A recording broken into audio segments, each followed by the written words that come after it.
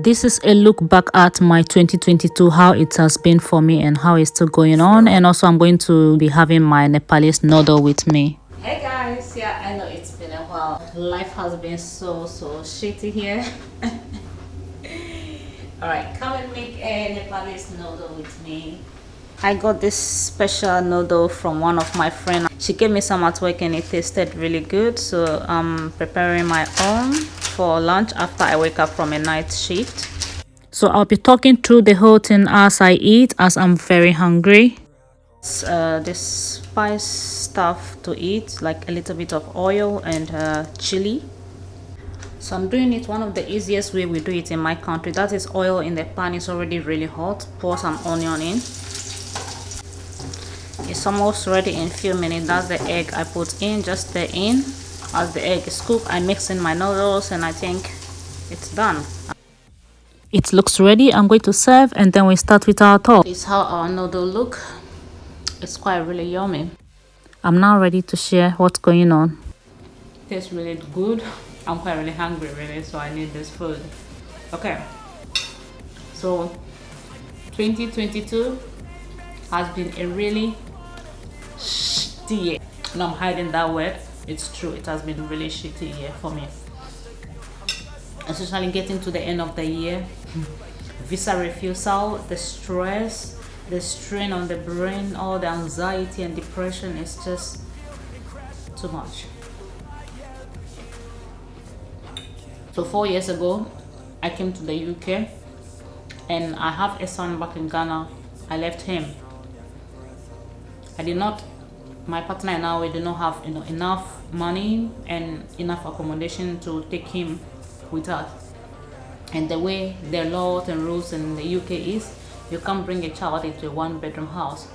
So when I moved in here, we had a one-bedroom house. So we've been working so hard, saving money. So it has taken me 4 years for us to be able to save money to buy the house in which we are right now, which is the house I've been doing like videos currently in.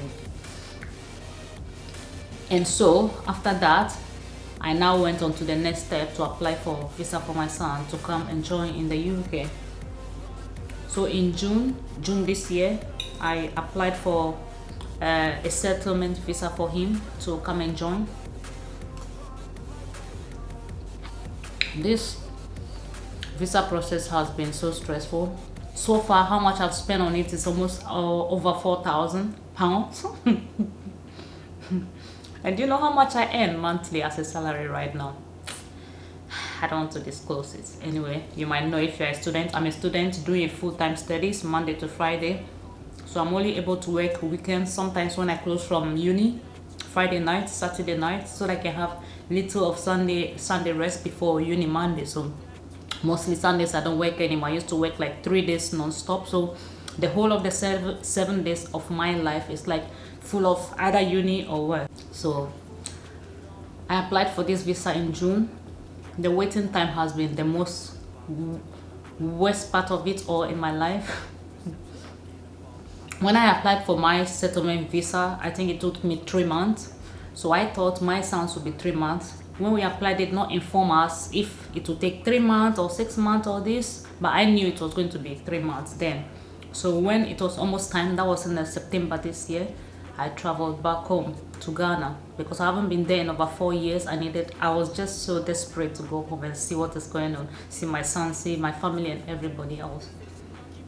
So I went home, saw my son, everything was fine. I was waiting, hoping that he will get his visa and come with me. He did not get the visa, so I had to come back home. But then that is not all. I got scammed before I even came back. When I was going to Ghana from UK, I booked a one-way flight, thinking when my son gets his visa, he will come with me. Then we can book a one-way, like for 2 people to come. So I booked one-way flight. When it was time for me to return, because his visa was not ready, I had to book a different flight. And that time, all the flights coming to the UK were really expensive. And one problem is, if you are from the UK and you don't have a British passport, you have like any African Ghanaian passport, you can't travel through, you can't transit through countries like Belgium, France, and all that without having a transit visa. And to go and get a transit visa in a short time is impossible for me. So I was looking for other flights like Air Morocco, Kenya Airways, and Egyptian Air, and all that. All the African kind of line links that I can use without getting a transit visa. Sorry, there is a lot of noise here because of my boiler. I don't know if you can hear me well. Anyway, so it took me more than about 3-4 days to find a flight. Any flight that we find is not possible. It's either expensive, up to about £2,000 for one-way flight back to the UK, or and I was due to come back to uni that was in September, due to start my second year, so I had to rush no matter what and come back. So there was a flight my partner booked for me to come. When he booked it, we were supposed to get e-tickets. We did not get the e-tickets. We were scammed. I waited and waited, it did not come, so I have to book a different one myself with Kenya Airways, which cost me £1,700 one way from Ghana to the UK. So that cost added to my son's visa. It's been a shitty year. Okay, so moving from that, I came back to the UK, waited another 3 months, which is now this December. So about 2 weeks ago, we received a letter from the Home Office that my son's visa has been refused. The visa we've been waiting for so long. The visa I've worked for about 4 years to save money, to get a house, to get everything set up for him to come. The visa has been declined. Reasons being that my son was registered 7 years after he was born. And it was the most weirdest and most ridiculous thing I've ever heard in my life. And that my son is not mine, and I have to prove to them that the child is mine. And all this time I've been in the UK, every month, every time the boy is sick, I pay for his medical bills, I pay for his school fees, I pay for everything of his. If you're a Ghanaian, you know how life is back at home. Taking care of a child is not easy. So every time, everything they need, they call, I send everything. I send. So I send evidence of all the transfers of monies and everything. But then UK visa said, that is not enough evidence. We said, I added pictures of us when we were together in Ghana, so many stuff. I've been doing visa for myself. I've applied for my own about 3 different visas already, which I got it. So I know all the procedures that was following, things I needed to do. I did everything right, and then they refused the visa based on just little reasons or things that just needed maybe a little bit of explanations. So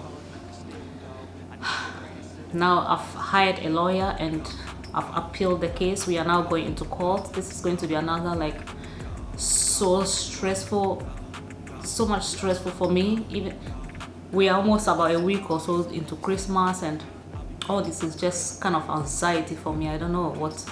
So much depression. Sometimes I can't even sleep anymore. I'm now going to do some extra works to save money to pay for a lawyer. And if this case goes through, then I'll have to now pay for the flight. So if I said this year has been a shitty year, I mean it has been a really shitty year. I'm not lying. I'm just sharing the truth with you. With this high cost of living and all this crisis, everything going on, and the worst part of it is that somebody is able to scam you out of your energy, your stress, everything that you've gone through. Somebody is able to just sit somewhere and scam you. It's one of the lowest of all, they can go. I still got my noodles here. I'm eating it quite really good. Because I'm talking, I'm not eating it quick, and it's almost getting cold. So yeah, that's how 2022 has been for me so far. It's not yet ended. I don't know the next blow that is coming, but then I don't know if I'm ready for it or not.